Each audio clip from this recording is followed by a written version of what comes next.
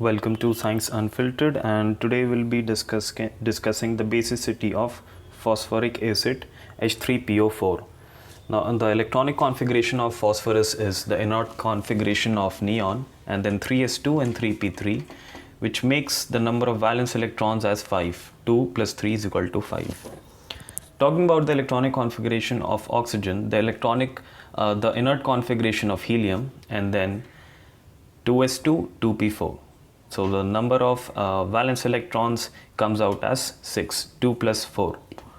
Let's talk about the structure, and also I have drawn the structure of H3PO4. I'll provide the link on the top right corner. So the structure is something like this.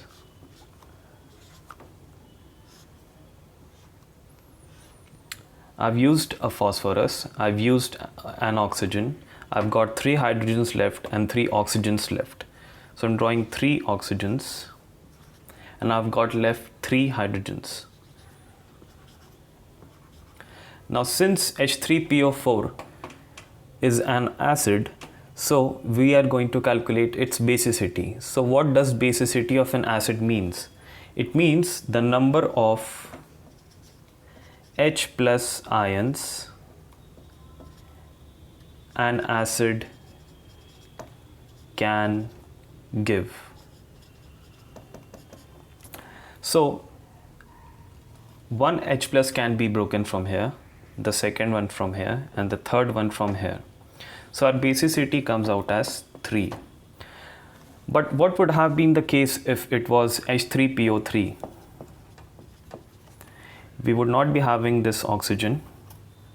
Phosphorus would be directly connected with hydrogen, and then the basicity would be 2.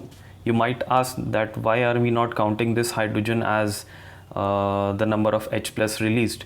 Because the electronegativity difference between phosphorus and hydrogen is almost the same. H plus ions can release from those atoms from whom they are attached, having a higher electronegativity difference. Oxygen is a highly electronegative element, whereas hydrogen is in the lower list of the rank of electronegativity. So the difference between the electronegativity between oxygen and hydrogen is very great. Therefore, in case of H3PO4, our basicity would be 3, but in case of H3PO3, our basicity would be 2. Thank you for watching, and I'll see you guys in the next video. Happy reading. Thank you.